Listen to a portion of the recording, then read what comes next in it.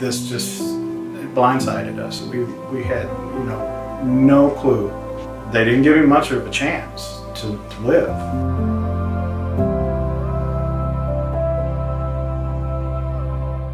He had so many clots in his brain they couldn't count them. And you just think it's all done. All those things I wanted to show him and do and teach him, it's over with. Jacob was 10 years old when signs started showing up for his disease. It wasn't until after the 2 years of wrong diagnoses that we went to Children's Hospital, East Tennessee Children's Hospital, and saw Dr. Worthwine, who's an endocrinologist there. In 5 minutes, she knew what Jacob had just on his symptoms. Children's is just an amazing hospital in the fact that even in those first few days, we were never left alone and we were always taken care of. So, you know, there was some comfort there in knowing other people had gone through this and they were going to be there for us during the treatment. We serve children in over 16 counties. Knox County obviously being our largest, but the 16 surrounding counties that we treat children all the way up to Harlan County, Kentucky. That's our mission. We don't turn anyone away for the lack of ability to pay either. So if you come to be treated at Children's Hospital, that is exactly what you will get. If it wasn't Mom beside Jacob, it was Joshua. Joshua was there every time to pick up the ball and try to keep Jacob's mind off his situation. He would go out and hunt for like a game console or something then on the hallways, and we would play that. Usually I would come up to talk to him like as if nothing was going on. I'd try to make him feel comfortable and keep his mind at bliss and try to get his mind off of it, and I'd always ask him if there's something he wants to do. Anything he wants to do, I'll tag along with him if he wants me to. I really did not think that like having him with me and knowing him for my entire life, and then he could just the next day not be with me anymore, and it just was such a big thought for me, and I couldn't really think about it. It was too shocking, too big.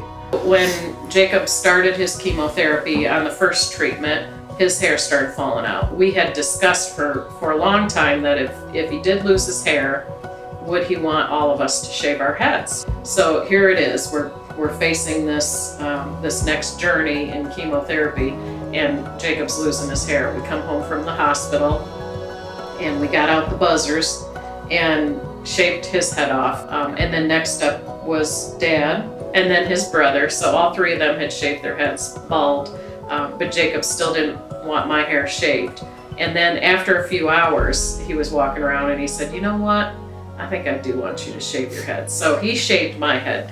So we were all bald, all four of us were bald, which was very liberating, and you want to be able to do as much as you can for them. And this was such a small thing for me to be able to do, is give up my vanity by shaving my head for him. It took the sadness, the fear, and the anxiety out of losing your hair and turned it into Mom Looks Funny Bald. After that experience, and this wasn't until recently, last year, he decided that he was going to grow his hair out. He had gotten online and researched all the different places that you can donate your hair to. But Wigs for Kids, the wigs go to children going through chemotherapy. So he's dedicated his time to grow his hair out, and when he gets to 12 inches, I think is what they need, he'll be able to cut his hair and then donate it to Wigs for Kids. So he's very excited about that. I like to say that we looked for the beauty in those dark moments, and that's the best way I can describe it, is when something would happen that was horrible and you wish nobody would ever have to deal with this, especially children.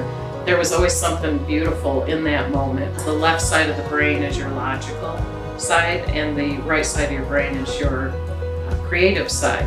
So we don't know if this is the fact, but for many months, his right side of his brain was the only one functioning. And so now he's just turned into this amazing animator and artistic talent, and the drive. I mean, that's all he can think about, is animating and creating. It's just amazing how the cancer affects the total person for the rest of their life. It wasn't as bad as I was thinking it was going to be. I thought it was going to be like surgery after surgery after surgery.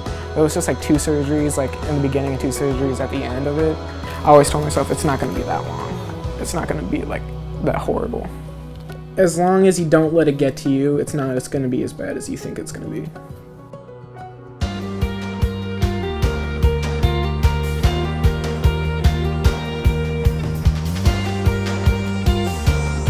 Jake is a former or is an ambassador for Children's Hospital, and he is interested in design and animation and things like that. You got to see the multiple stages that they do with building the houses and the large equipment that they get to use, and all the bells and whistles of it. You got to do the floor design of one of the houses and on one of the computers, and it was really fun because it was just a bunch of drag and drop stuff.